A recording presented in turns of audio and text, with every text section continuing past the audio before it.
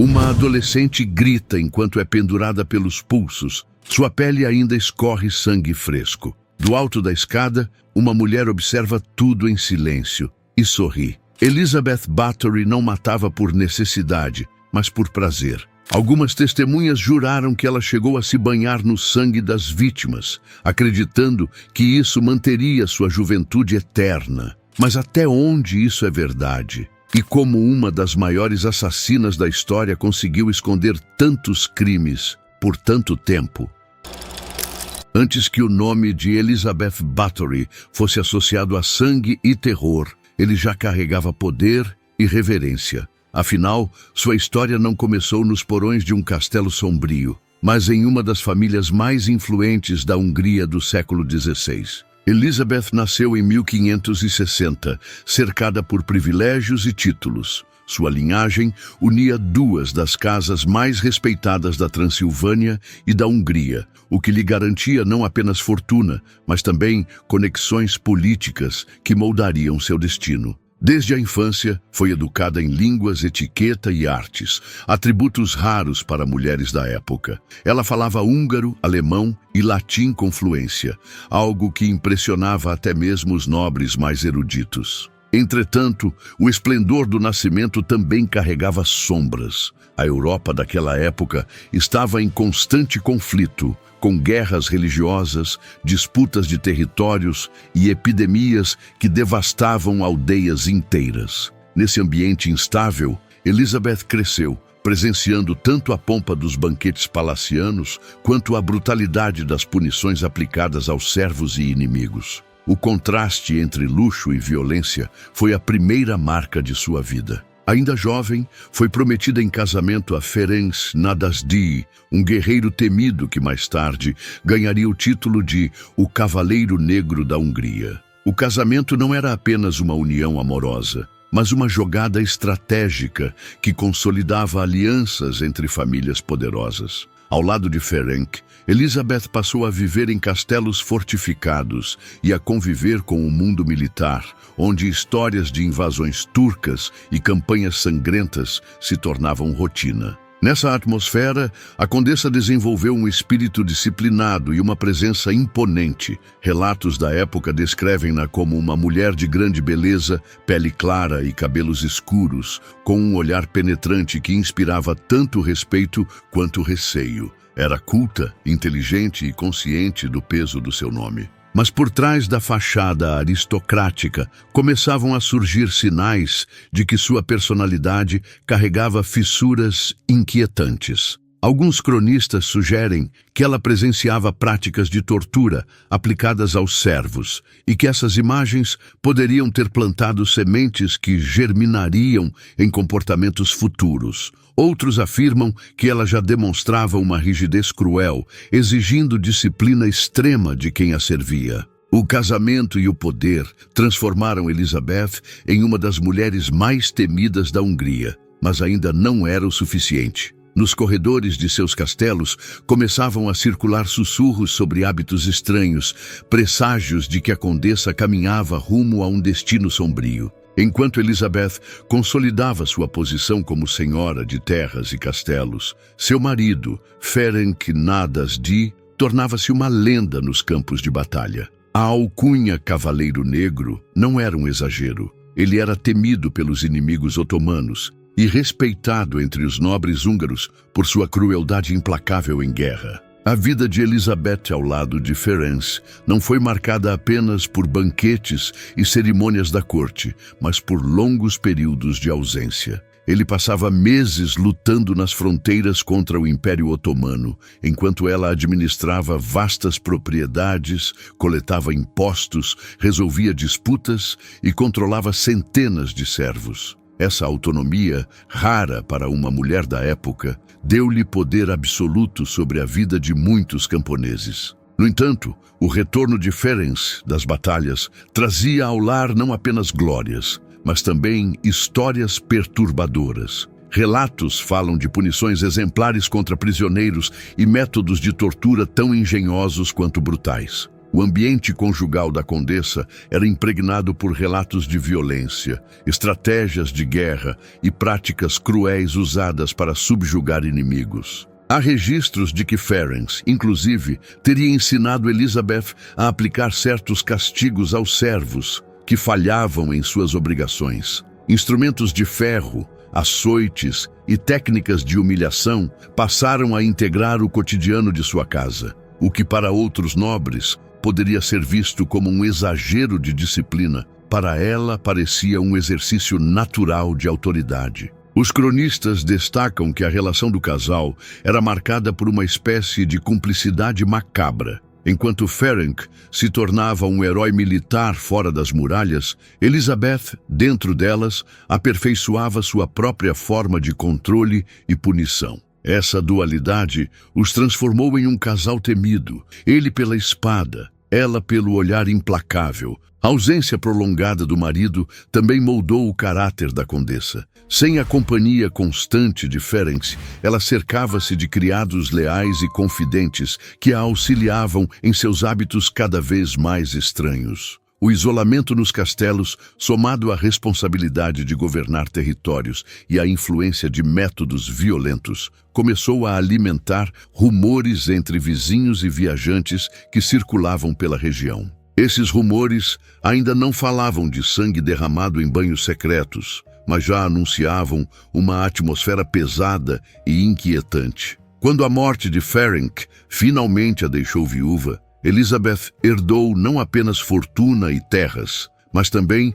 uma liberdade perigosa. Era nesse ponto que sua história deixaria de ser apenas de poder e passaria a se tornar uma lenda de horror. Antes de continuarmos, quero saber sua opinião. Você acredita que uma pessoa pode se tornar cruel apenas por influência do ambiente em que vive, ou já nasce com esse lado obscuro dentro de si? Escreve aqui nos comentários. Sua visão sobre isso pode abrir uma discussão importante. Com a morte do Cavaleiro Negro, a condessa tornou-se senhora absoluta de seus domínios. Foi nesse momento que os sussurros ganharam força, criados desapareciam, aldeões falavam em jovens que nunca retornavam e viajantes mencionavam o clima sombrio que pairava sobre os portões de Sechte. Viúva e independente, Elizabeth assumiu sozinha a administração das terras, mas sua fama começou a se tingir de um vermelho macabro. Há relatos de que,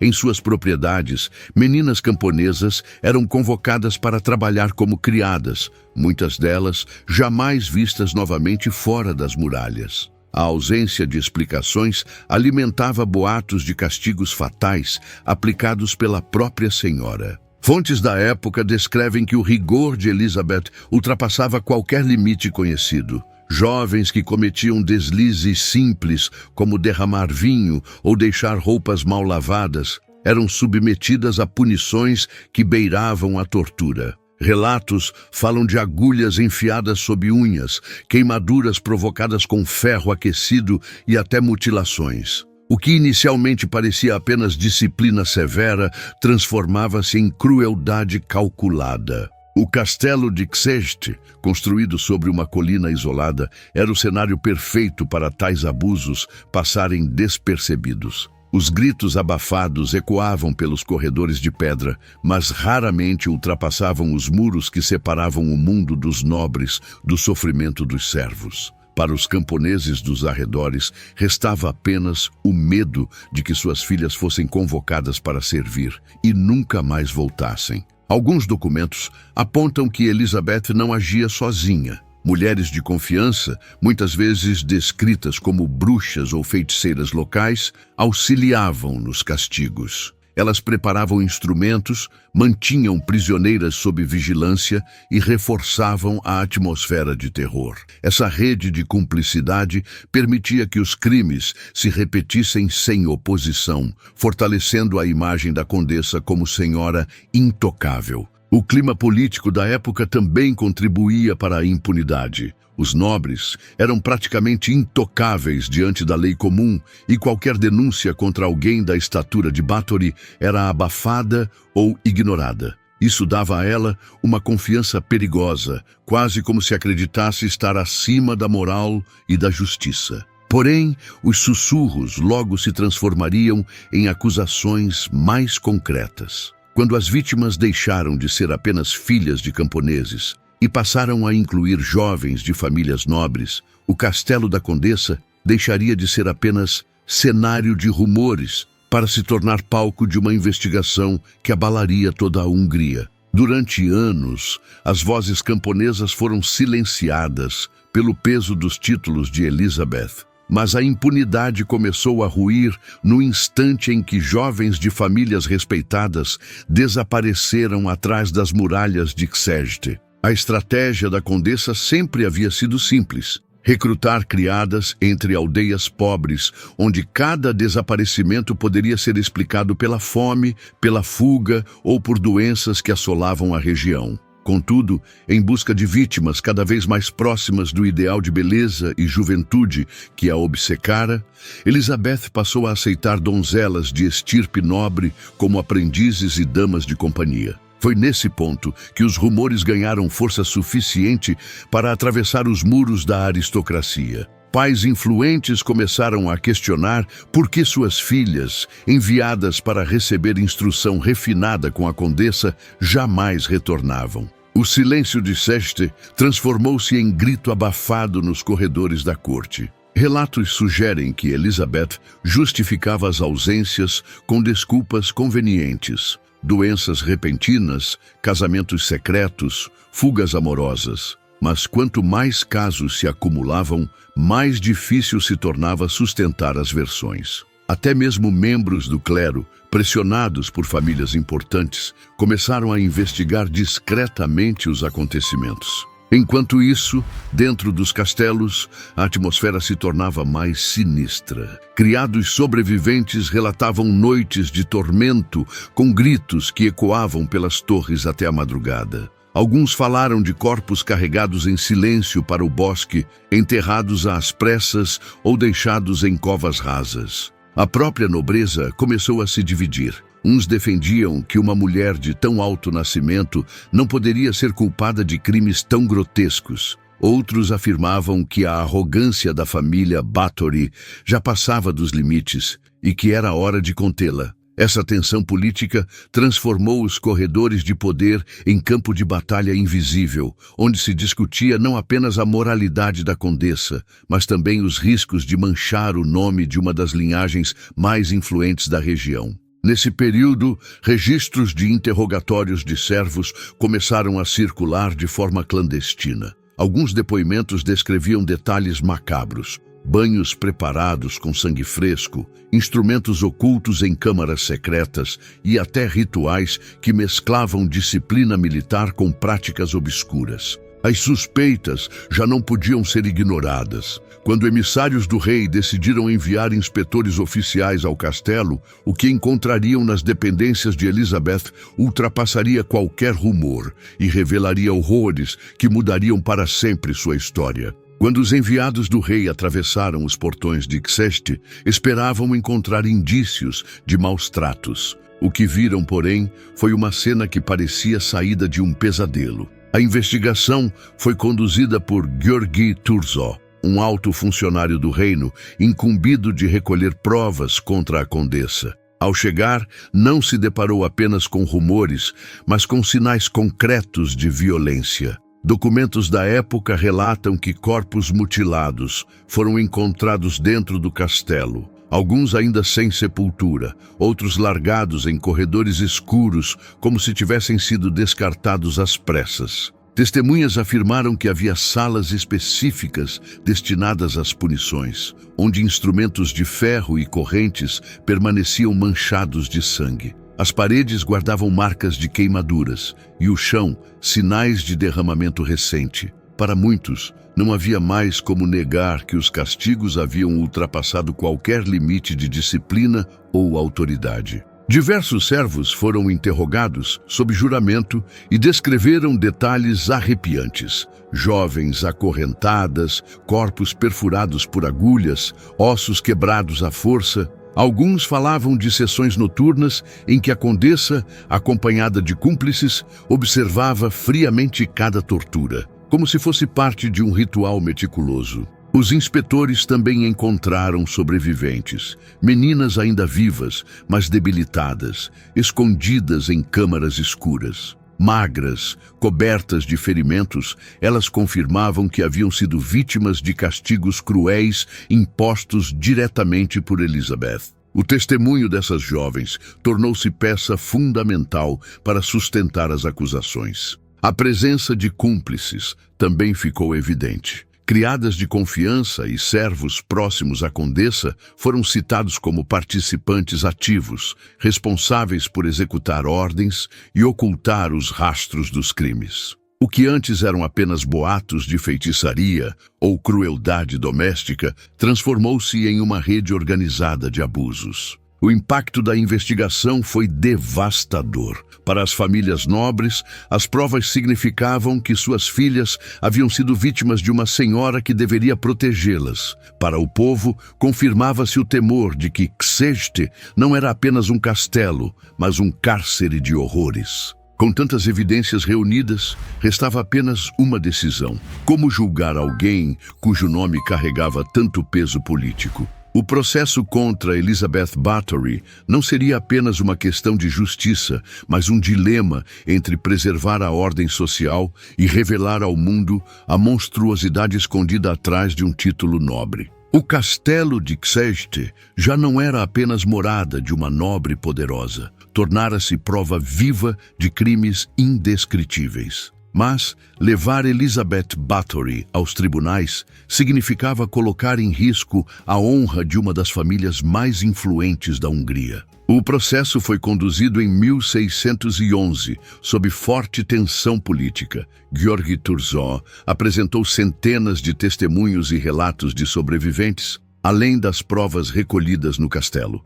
Estimativas da época falavam em dezenas, talvez centenas de vítimas. Números que variavam conforme as fontes, indo de 80 até mais de 600 jovens assassinadas. Apesar da gravidade das acusações, Elizabeth nunca foi levada a um julgamento público formal. Sua posição social funcionava como escudo. Condenar abertamente uma condessa poderia abalar toda a nobreza húngara. Assim, os cúmplices foram julgados e executados, enquanto ela recebeu um destino peculiar. Em vez de ser levada à forca, Elizabeth foi trancada em seu próprio castelo. Relatos dizem que foi mantida em um aposento murado, com apenas pequenas aberturas para a passagem de comida e água. Durante 4 anos, viveu isolada, privada de contato humano, até ser encontrada morta em 1614. Os registros oficiais descrevem que pouco antes de falecer, ela demonstrava sinais de debilidade física e mental. Testemunhas afirmam que gritava à noite, como se fosse assombrada pelos fantasmas das jovens que pereceram em suas mãos. Outros sugerem que morreu em silêncio, sem nunca confessar os crimes que lhe eram atribuídos. Com sua morte, o castelo voltou ao silêncio, mas a memória de seus atos permaneceu. Para uns, Elizabeth Bathory foi apenas vítima de conspirações políticas, uma mulher poderosa derrubada por inimigos invejosos. Para outros, foi a encarnação da crueldade, responsável pelo maior massacre individual cometido por uma mulher na história europeia. Assim, se encerrava a vida da condessa, mas não sua lenda. Nos séculos seguintes, seu nome atravessaria fronteiras, misturando fatos e fantasias, até transformá-la em figura quase sobrenatural. Uma vampira histórica, cujo mito ainda nos desafia a separar verdade e invenção. As tochas que um dia iluminaram os corredores de Xeste se apagaram há séculos, mas o nome de Elizabeth Bathory continua ardendo como uma chama sombria na memória da história europeia. Sua vida, marcada por poder, intriga e acusações de crueldade, tornou-se símbolo da linha tênue entre fato e mito. Afinal, até onde os relatos que chegaram até nós descrevem a realidade e até onde a imaginação popular vestiu a condessa com a máscara do monstro? Os registros oficiais falam de testemunhas, corpos e sobreviventes. Documentos reforçam o peso das acusações. Mas há quem acredite que parte da narrativa foi inflada por interesses políticos, numa época em que uma mulher com tamanha influência era vista como ameaça. Seria Elizabeth uma assassina em série cruel ou vítima de uma conspiração para desmantelar sua linhagem? Essa dúvida é o que mantém sua lenda viva. A figura da condessa se transformou em inspiração para contos góticos, romances e até mesmo a ideia moderna de vampiros. O banho em sangue humano, ainda que envolto em contradições históricas, tornou-se metáfora do desejo insaciável por juventude e poder. É um mito que se recusa a morrer, ecoando no imaginário coletivo como advertência e fascínio. No fundo, a tragédia de Elizabeth Bathory revela mais sobre o medo humano do que sobre sua vida em si. Medo da morte, da decadência, da perda de controle. Medo do que se esconde nas sombras dos castelos e dentro da mente humana. Se ela foi monstro ou mártir, talvez nunca tenhamos certeza. Mas seu nome, envolto em horror, continua a nos lembrar que a fronteira entre realidade e lenda pode ser mais fina do que o fio de uma lâmina. Se esta história despertou em você inquietação ou curiosidade, deixe seu comentário. Você acredita que Elizabeth foi de fato a assassina mais cruel da Europa ou uma vítima de intrigas políticas? Não esqueça de curtir este vídeo, inscrever-se no canal e assistir à nossa próxima história, onde mais segredos obscuros do passado aguardam para ser revelados.